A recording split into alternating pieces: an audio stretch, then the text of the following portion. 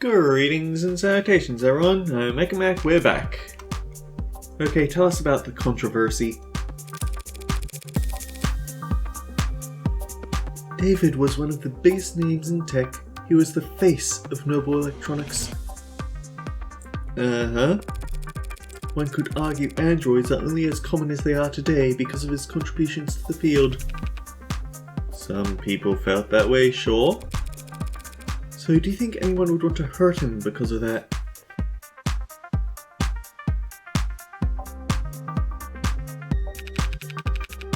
Remind me, which one of us is the detective again? It's us, it's a mystery game! You really won't let me pick your brain? You already know the answer. Yes, ads are controversial, androids especially. We at Noble are aware that some of our products are sometimes the subject of heated debate, but no need to quote the handbook at us, miss. Truth be told, I've never really understood the hate. It's not that complicated, is it? How many people have lost an android to an ad at least once in their career? Every last one of them lost their jobs because their bosses, their flesh and blood bosses, fired them. Nah, ads are just a symptom. Scratch that. Ads are just a product. Getting mad at them is pointless. Vandalizing them is less than pointless because unlike us, they're all insured. And beside the point, Android production has surged over the last decade to become one of the nation's biggest exports. True, nice to have at least one thing we make in this country. That's right, Noble only outsources the production of a small handful of internal components. Every other part of the manufacturing process is proudly done right here at home. She looks so thrilled to tell us all this, doesn't she? I somehow doubt everyone considers the specifics of Noble's supply chain to be a point of national pride. But you don't need a political science degree to see how much the state values Noble's contributions to the national economy.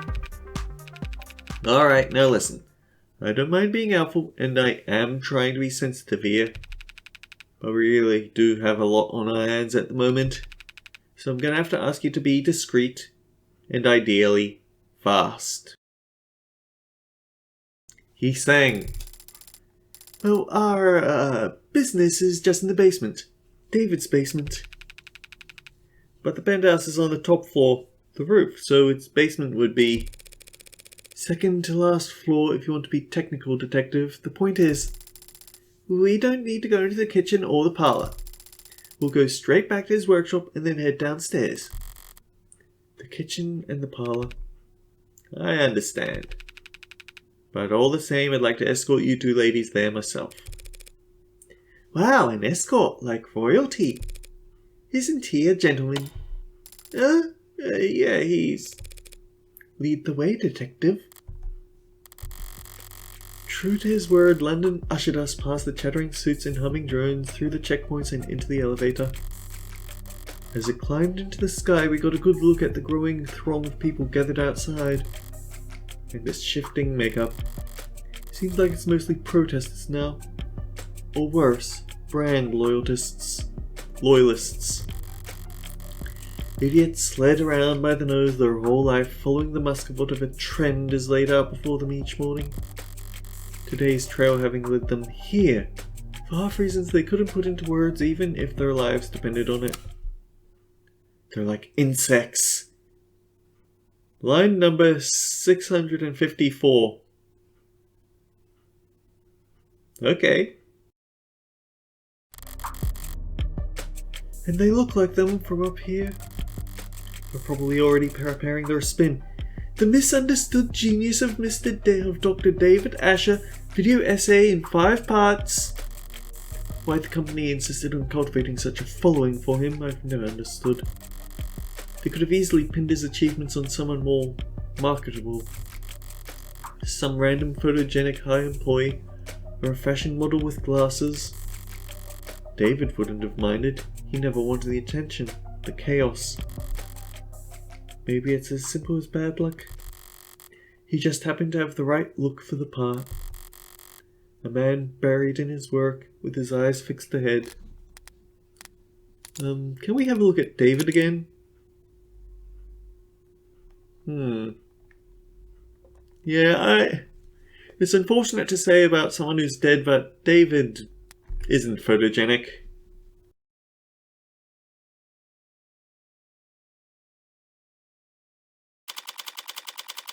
"10:32 a.m., July 1st, 2086. Noble Employee Housing Building, Platea. Platea? Platypus? Perry the Platypus? Penthouse. This is, what, his laboratory? His shop, he called it? Now down to earth. It's messy in here. David was always disorganized. Why a programmer needed to make such a mess just to run tests on computers, I'll never. But as sloppy as he was, he didn't like it when other people saw it, if he was leaving things like this. He must not have entertained any guests down here in some time. Thanks for all your help, Detective London. Don't mention it. He's not going away, is he? What, you want me to step out? We won't take long. Not lacking for boldness, are you? Look, I have to take a phone call. We'll be in and out as soon as possible, promise. And whatever Dr. Ash wanted to set aside for his foundation, we'll be sure to flag it. Right. At least she's already wearing gloves. If we find a dead body, you'll be our first call. Morgan, what was that stuff about his foundation? Dr. Ash's charity has always been managed by an outside group. You haven't spent a lot of time around crime scenes, have you? Actually, this is my first. Well, generally speaking, it's not really common to retrieve things from the premises, while cops are still searching them. Oh. Look, if David had something to give me, we can go get it. We just can't make a ton of noise about it. Understand? Of course. Great. After you. Right, quiet as a church house. Close enough. The phrase is quiet as a church mouse, but houses can be quiet too. It's the people inside them that make the noise. Caught myself. I'm okay. But now doesn't seem like the time to correct her. Well, I suppose a building can be noisy if it's got a poorly maintained door and the wind is blowing it open and shut. David's shop was a mess, but the mess felt familiar. It was very David.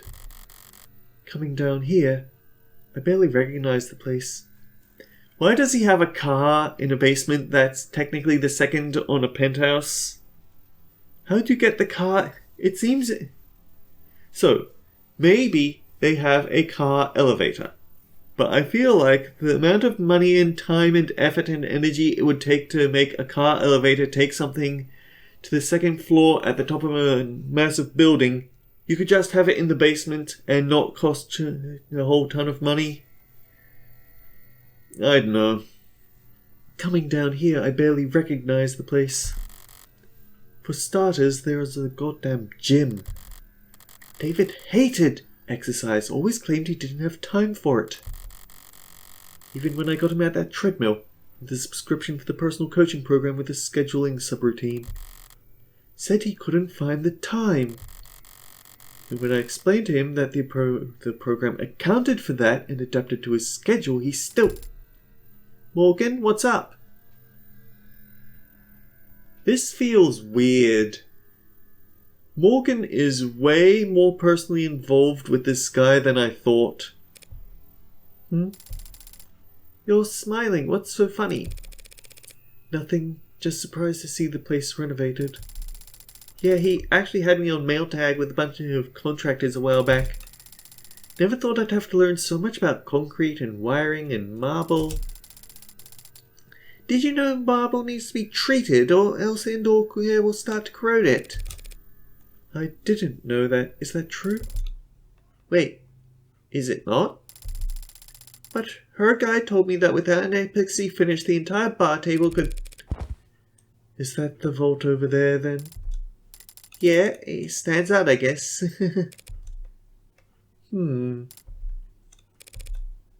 Nervous? What's that? A little, I guess. But the inhaler helps mostly, so... Aren't you going to open it? Open it? Don't you know the combination? No, I do not know the combination to David's basement vault. Oh. Oh. Oh no, how could I? He didn't tell you or give you a code or... He gave me the code to get into the building and the parking garage, but not the code to whatever this is.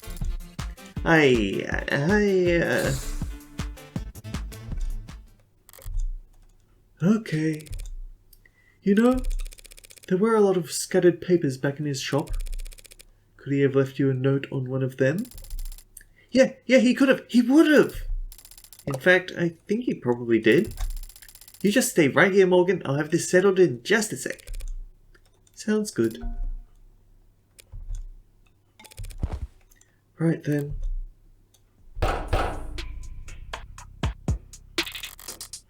Well, it's definitely locked. Looks like it's a Tethys basics structure, anti-hack, anti-digital, high-rated code panel. Nothing basic about it, but I can at least see the passwords limited to 6 characters. Only 1 million possibility combinations?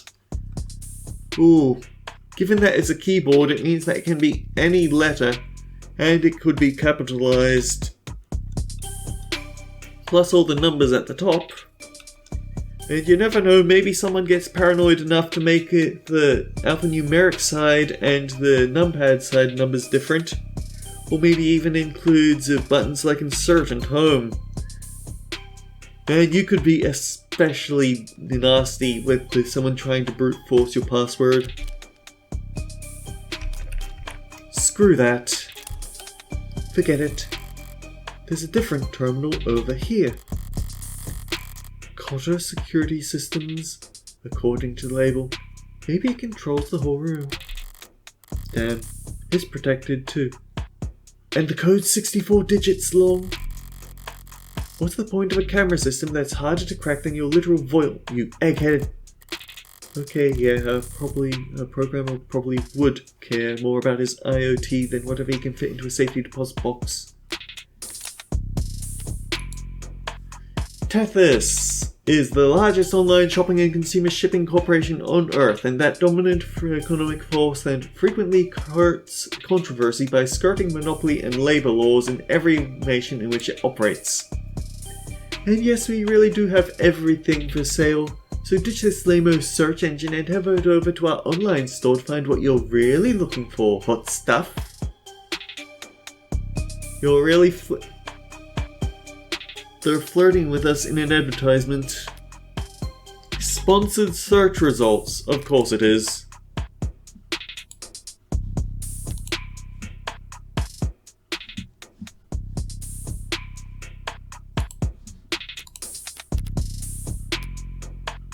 Someday I'll remember to close down my browser.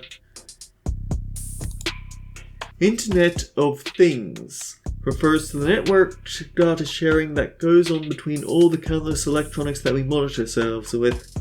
Phones, computers, security systems, biofeedback devices, body modifications, prosthetics, and automated dependents all comprise small but vital parts of this network. Without IoT's ability to collect, process, and share information, massive opportunity costs build up as individuals, governments, and private businesses miss out on valuable insight that data has to offer. One of the coolest ways that IoT improves our lives is through the usage of crumbs. Small packets of data containing your unique identifying information. Throughout your day, as your IoT devices say hi to other devices, they'll leave behind crumbs as a parting gift. Crumbs allow for paperless identification and payment, and help the government manage human and vehicular traffic. Crumbs let you see where you've been so you can see where you should go. Want to start leaving crumbs right away? Don't worry, crumbs are enabled by default. Oh boy. Generative AI. It definitely feels like that. Guess it's the 6-digit value or nothing. But I'm a lawyer, not a lockpick. Whatever other felonies I get up to in my private time, I've never pulled off a bank heist before. Only tool I've got here is my head. So what do I know? I know whatever David put in the safe, he wanted to keep it secure. And I also know he wanted me to have it. So maybe he thought ahead. Maybe he guarded it in such a way I would be the only one who could get to it. David liked games, and he really liked beating me. So if he's left one last puzzle for me, I don't mind going another round. Okay, so now we can browse. Could it have something to do with the exercise equipment he know that we hated? That we know he hated. Taking a closer look at this is a pretty serious looking set of resistance training equipment. And these weights, they're all set near the max. If Noble hadn't appointed him a nutritionist along with his style, if Noble hadn't appointed him a nutritionist alongside with his stylist, David would be downright scrawny. There's no way he was putting up these numbers. In which case, digits on weights could be a clue. But there's too many, I can't guess the order. So what the hell, Asher? Did you just set all the weights maxed because it looked more neat? Admire? It's a very big painting. And it's impressionist? No, cubicle. Cubist, which is still incorrect. Yeah, cubicle. That sounds right. It is not. I like how the game is sassing her. We don't know whether the player will actually know that she's right or wrong, so we're making sure that you know that she's wrong about art. She's a lawyer / serial killer. Not an artist. Whatever its style, I do remember that David liked this painting. Big orange-blue painting, showing results for Predator. It's an oil-on-canvas painting by the mid-21st century neo-abstract expressionist Mad Haystop. Arguably his most well-known work, it was displayed in the Touraine Centre des Arts Modernes for 9 months before Haystop entered the premise on 11/25/58 and used a hunting knife to cut the singular mass of canvas into 3 separate pieces. When asked for comment, Haystop replied, "My works are not complete until they have been signed." If there was a date on it, that could be a 6-digit password, but I don't see one anywhere. Maybe signing your work was considered gauche among the cubicalists? David's wine collection still towering over the room. Don't know why he'd buy so many bottles, he didn't even particularly like the stuff. Maybe just to fill out all these shelves? But not all the bottles are untouched. Some of them don't have dust on them at all. There's a mechanism for retrieving bottles off the rack. The latest bottle chosen was Amour du Calme 81. Could be significant. Except vintages only list the year they were bottled, not month or day. There's not enough digits for the code.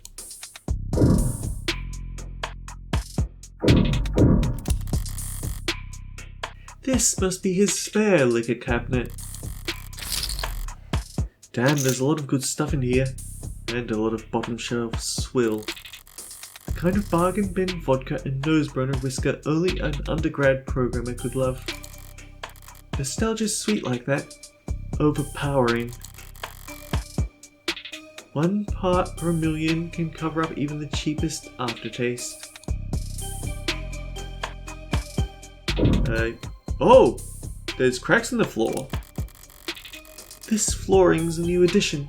Looks rough like sandpaper, but it's bouncy, rubberized.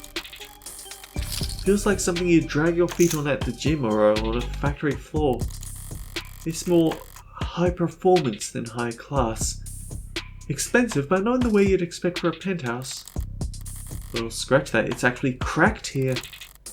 Rubber doesn't break, it bends. That's its thing. So someone must have cheaped out during the installation, left a defect in.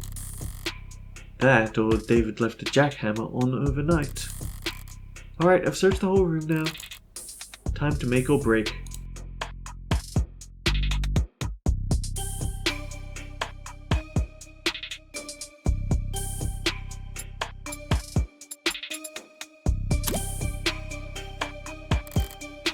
No dice. I feel like there was at least one hint that I came across. Better try again. 11, 25, 58. Okay, that's it. I hope that there wasn't an achievement for getting this in one try.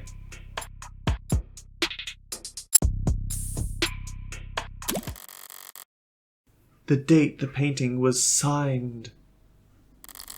A password that is and isn't left in plain sight. Nice one.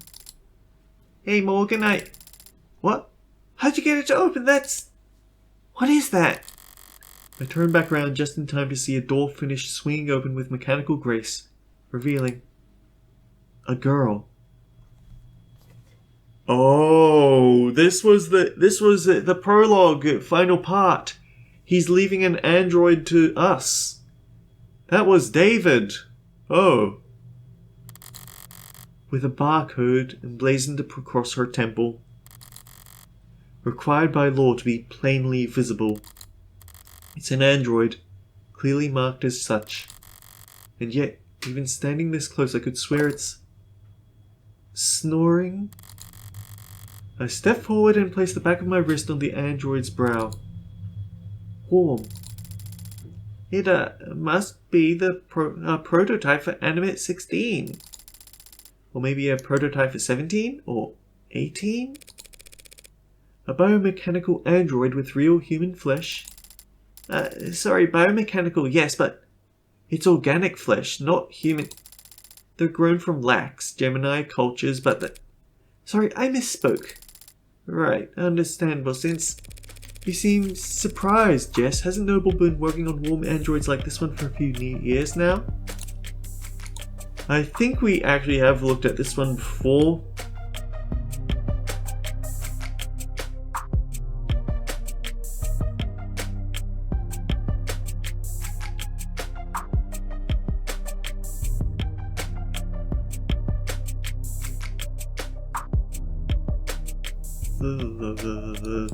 Yeah, it does look like the same stuff before, so I'm not going to read it.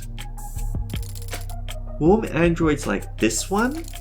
I mean, yes, we have, sorry, it's just that this particular model is very, it's very cutting edge.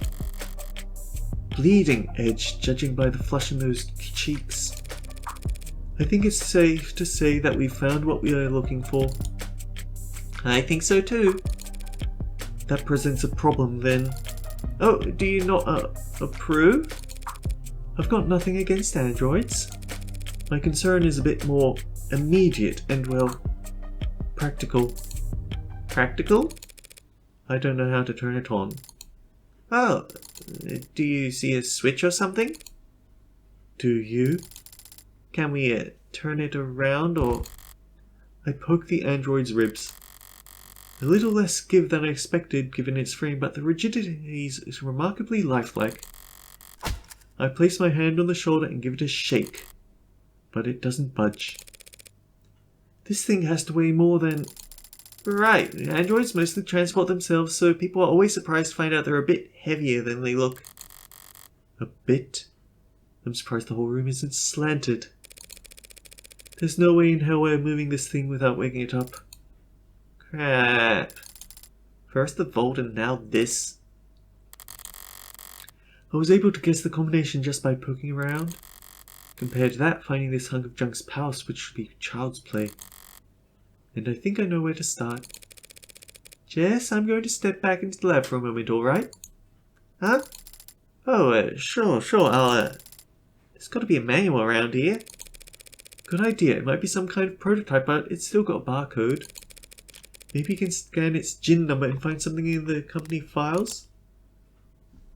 Generic Identification Number is a string of numerals typically encoded into a barcode that labels around an automated dependent. Early on in the automated dependent industrial revolution, concerns about the lessening gap between man and machine led governments to pass laws mandating that all ads identify themselves as such. To counteract rampant disinformation and identity theft campaigns, manufacturers responded by stamping the GIN code onto android bodies, most commonly on the cheek, above the collarbone, or onto the back of the hand. Some companies pasted the GIN on the wrist, but this quickly incurred backlash. Concerns about automated dependents impersonating humans have dropped precipitously since then, and the GIN has instead taken on new life as a cultural icon, as powerful and easily recognizable as any company's logo. Fake GIN barcodes are one of the most commonly requested tattoos. The vast majority of reputable parlors will draw a line through any barcode once finished, to avoid breaking identity law, though there are some clients who care little about the consequences.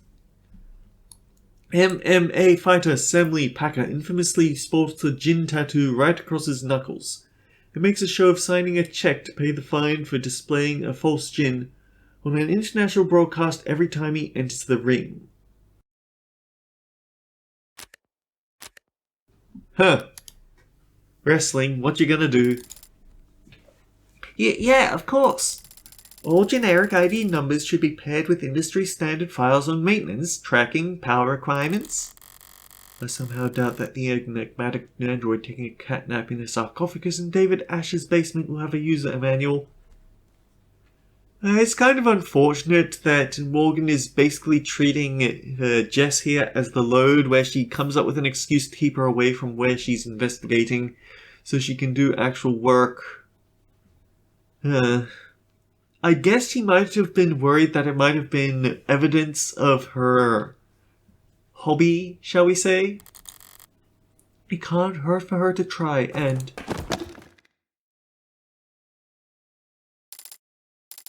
I'm okay, broke a heel, but I'm okay, I carry glue.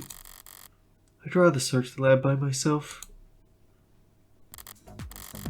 Now then, if I were David, and I wanted to make sure that only one person would be able to walk out of here with that android, how would I set that up?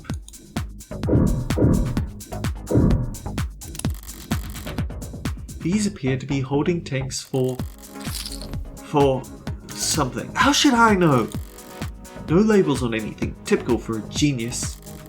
But a nightmare for anyone trying to pick up after him.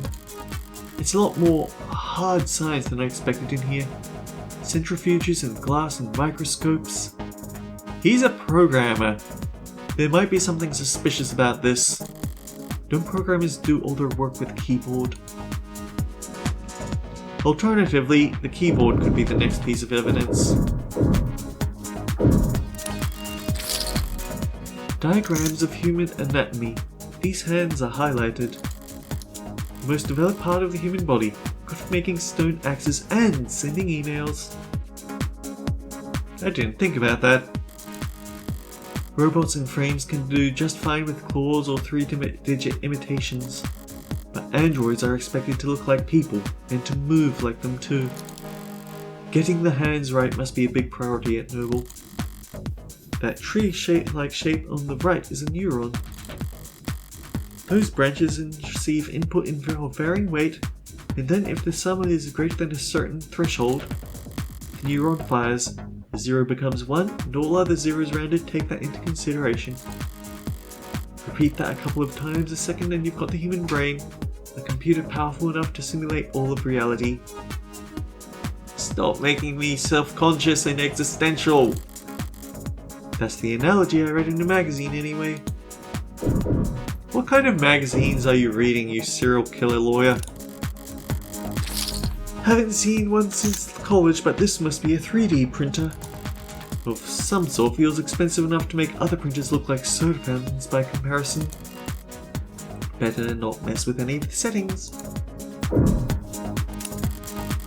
Looks like a fairly normal computer. If I'm lucky, the security will be fairly normal as well. Boot up complete. Username. Vocal commands. David Asher. Morgan. Guest. Thank you for logging in as a guest. It didn't recognize my voice, so it can probably rule out a vocal command being the key to waking the android. Do you have a question? More than one? For now though, what should I search for on his computer?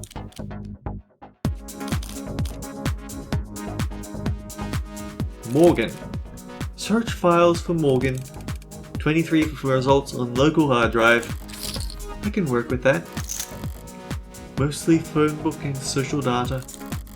But I don't recognize this file type. Some kind of personnel format? Date of birth, education, occupation, blood type, height, and weight? Alright, buddy, a little invasive, don't you think?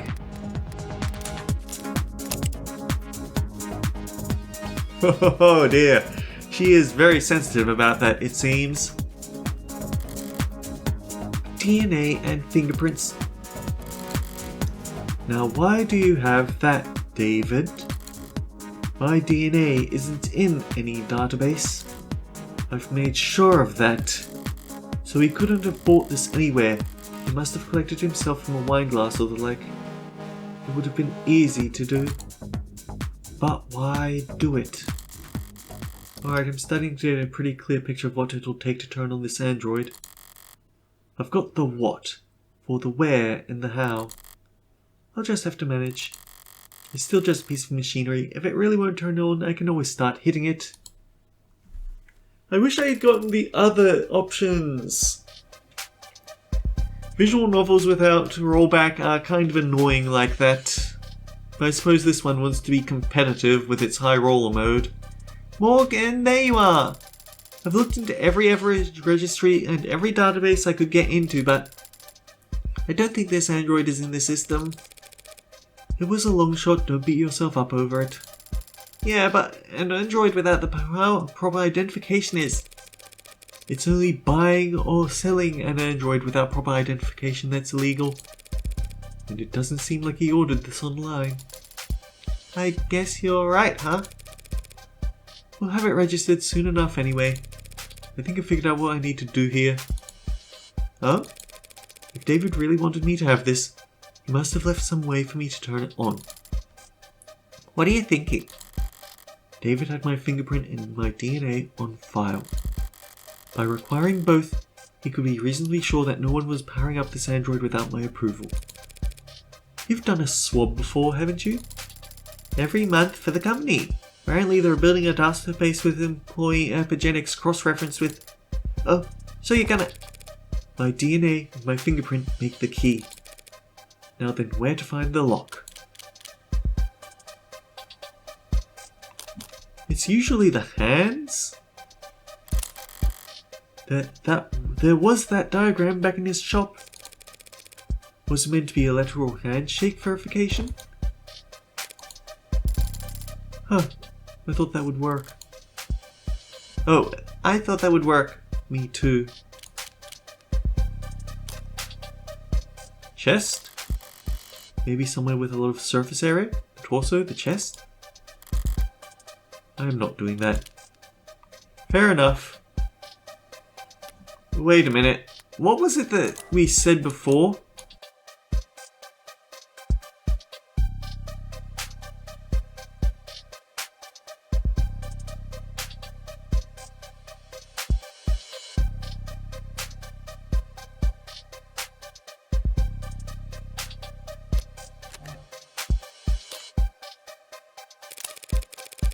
The lips are one of the most sensitive parts of the body. Not the worst place to make a scan, even if it is gross placing my finger there. Oh, that's... still not doing it, huh? Come on, do I really need to push my finger deeper? Jiggle the key? Oh man, you went right in there? Are you touching the tongue? It's blinking at me. Come on, man. Oh, line number 108.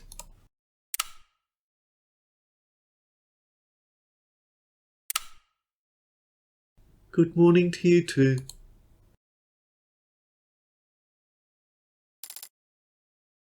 Cute. Hello, I've never seen you two before.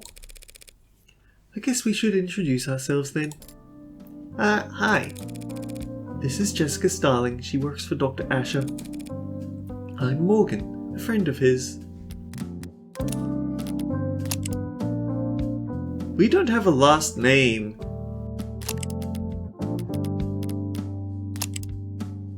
Maybe it's Morgan Masters? But it's always possible that change of last name. Got all that? I understand. She is Jessica Starling and you are Morgan. Last name unknown? No, Morgan is my last. Father told me about you. Ah, he did? Wait, Father? David. You had to call you Daddy? I'm referring to Dr. David Asher. Are you confused? That's not the word I'd use. I'll throw a bone beyond the grave for the good doctor and just move this along. Did David say he was giving to you? He was giving you to me? Transferring ownership? Ownership? That is correct. And what else did... Mostly correct. Right, and what else did he tell you? Many things. Can you specify? I thought conversation was the first thing David figured out how to program. Did Dr. Asher tell you anything he wanted you to convey to Morgan? A message you were supposed to pass on? Yes. Jess, I think it's trying to... Okay, sure, I'll give you I'll give you some privacy, Morgan. I've actually got about 14 messages in the last 2 minutes, so... I'll just head back up to the lab to take some calls, okay? Thanks, Jess. Yes, thank you, Jess. You're welcome. Just the two of us now. So what do I call you? My name is Sarah... Oh dear. It's weird that I've started replaying a game that also features a robot girl called Sarah. I don't think it's one that I'm going to be showing on this channel, though. It's nice to meet you, Morgan. Trust me, the pleasure's all mine. So what's the message? Father told me I would be living with you from now on. And he told me that you would look after me. Shouldn't it be the other way around? Should it? I model this lifelike with warmth and breath, something close to blood in its veins. Just what are you, anyway? You forgot my name already? It's Sarah. What were you built for? You're warm, obviously. You're not one of those physical therapy models, are you? That would be highly illegal. I haven't completed 500 hours of study at state-approved massage therapy school. I haven't even completed 1 hour. What purpose did Dr. Asher design you for? I don't know the answer to that question. You don't know why he built you? No, should I? How can you not? Do you? Would I be asking you if I did? I mean, do you know why you were created? Wait, no, it's do you know why you were created? Why you were born? Why? Why me? Why are you doing this? You're a freak. A monster. What the hell's wrong with you? Please don't kill me. Please, why? Why? Why wasn't monster like you ever born? Guess I walked into that one. I was starting to wonder if you even had the Turing solution. David Asher's postgraduate thesis on intelligent programmatic linguistic weighting. A body of work which would become known as Turing solution, the answer for all past, present, and future Turing tests. True to its name, David Ash's base code has yet to fail any Turing test. A test to determine if given answers could come from a human or a machine, applied to it with a success rate below 99.97%. Has yet to fail any Turing test, applied to it with a success rate below 99.97%. A number of think tanks, charities, and corporations hold bounties for designing new Turing tests for the sole purpose of running them against David Ash's work. None have announced the awarding of any prize money thus far. The moment someone makes something cool, someone else will try to steal or break it, I guess. Father's framework for programming linguistics in artificial systems, and the body of work for which he first gained international recognition. Here, an international jealous. Do you have the answer to my question? An answer to why you were created, why you exist? Occam's razor. I'm here because my parents wanted me. I see. Then I will give a similar answer. I was created because Father wanted to make me. Can't argue with that logic, can I? Can't argue with that logic, and it's 41 minutes, oh dear, I got very wrapped up in all this. I think I need to jump out right now. Sorry. We went over. We'll find out what's going on with Sarah later on. Until next time, guys, take care, I'll see you all around.